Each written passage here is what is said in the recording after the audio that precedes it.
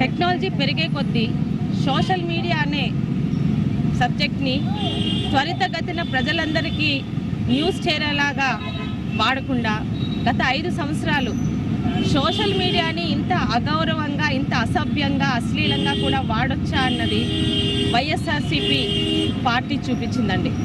ముఖ్యంగా ప్రతిపక్షంలో ఉన్న కానీ అధికార పక్షంలో ఉన్న కానీ రాజకీయాల్లో విమర్శలు సర్వసాధారణం. విమర్శల్ని ఎవరు తప్పు పట్టరు. విమర్శలకి సద్విమర్శలు ఉంటాయి. కానీ విమర్శలు అన్నవి పక్కన పెట్టి గత 5 సంవత్సరాలు తెలుగుదేశంలో పార్టీ గురించి న్యాయంగా, న్యాయబద్ధంగా, నీతిగా పోరాడే ప్రతి ఒక్కరు, నేనే కాదు ఇక్కడున్న ప్రతి ఒక్క ఆడపిల్లలు కూడా ఈ సోషల్ మీడియాలోని విక్టిమ్స్ అయ్యారు. మామూలుగా కాదు, అంటే మళ్ళీ చూపిస్తే బాధగా ఉంటుంది కానీ చాలా అసభ్యంగా, ఒక ఆడపిల్లని ఎలా అయితే అనకూడదో అంత నీచంగా, అంత అసభ్యంగా మాటలతోని, మార్ఫింగ్ ఫోటోలతో ఇబ్బంది పెట్టారు.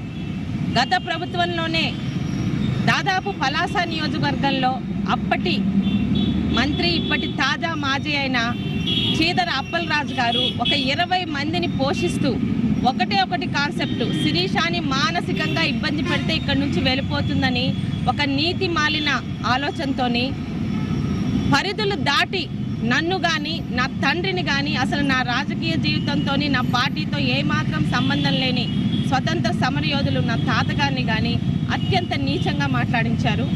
వాటి మీద ఆ రోజే కేసులు వేసినా మరి ఇప్పటి వరకు సాగుతూ వచ్చింది. ఈరోజు మనం గెలిచిపోయాం. వాళ్ళందరూ ఎక్కడెక్కడో తప్పించుకున్నారు కానీ ఎట్టి పరిస్థితుల్లో న్యాయ పోరాటం ఆపటం లేదు. ప్రతి ఒక్కరికి ఒక ఆడపిల్ల గురించి కానీ కనీసం ఎటువంటి అవసరం లేకుండా మా మీద అసభ్యంగా, అశ్లీలంగా అప్పలరాజు గారు పెంచి పోషించారని చెప్పి మా మీద, నా మీద కానీ మిగతా వాళ్ళ మీద కానీ ఇలాగ తప్పుగా రాసిన ప్రతి ఒక్కరి మీద చర్యలు తీసుకోవాలి.